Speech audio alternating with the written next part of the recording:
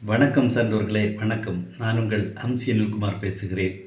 இதுவரை 6 காணொளிகளை பதிவேற்றம் செய்துவிட்டேன். அனைத்து காணொளிகளையும் கண்ணுற்றுவிட்டு நீங்கள் தருகின்ற அபரிமிதமான ஆதரவினை பார்க்கிற பொழுது உள்ளபடியே நான் நெகிழ்ந்து போய் நிற்கிறேன்.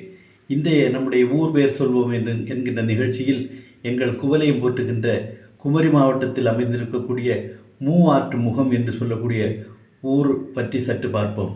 கோதையாறு, பரளியாறு என்று சொல்லக்கூடிய அந்த 2 ஆறுகளும் தங்கை தாமிரபரணியுடன் கலந்து 3 ஆறுகளும் ஒரே இடத்தில் தனித்தனியாக ஒரே இடத்தில் 3 ஆறுகளும் ஒரே இடத்தில் முகம் காட்டி பாய்கின்ற காரண காரியத்தினாலே இந்த இடத்திற்கு மூவாற்று முகம் என்று பெயர்.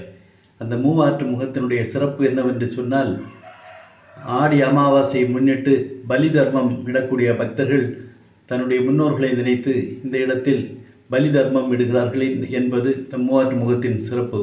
மேலும் இங்கு திருவட்டாறு ஆதிகேசவ பெருமாள் பள்ளி கொண்டிருக்கக்கூடிய அந்த பெருமாளின் உற்சவ மூர்த்தியை ஆராட்டு என்று சொல்லக்கூடிய அந்த வைபவம் இந்த மூவாற்று முகத்தில் நடைபெறுகிறது என்பது மென்மேலும் சிறப்பாக அமைந்திருக்கிறது. ஆகவே இன்றைக்கு மூவாற்று முகத்தை பற்றி எந்த சிந்தைக்கு எட்டியதை சொல்லியிருக்கிறேன். என் அன்புக்குரியவர்களே, நீங்கள் ஒவ்வொருவரும் நம்முடைய ஒவ்வொரு காணொளிகளையும் பார்த்துவிட்டு சப்ஸ்கிரைப் செய்து லைக் செய்து உங்கள் நண்பர்களுக்கெல்லாம் ஷேர் செய்ய வேண்டுமென மென்மேலும் உங்களை வேண்டி விரும்பி கேட்டுக்கொண்டு, நாளைய தினம் இன்னொரு ஊர் பெயர் சொல்வோம் என்கிற நிகழ்ச்சியில் இன்னொரு ஊர் பெயர் பற்றிய செய்தியோடு நாளை உங்களை தொடர்பு கொள்ளும் வரை தற்பொழுது உங்களிடமிருந்து விடைபெறுவது உங்கள் அம்சி அனில்குமார். வணக்கம் சான்றோர்களே, வணக்கம்.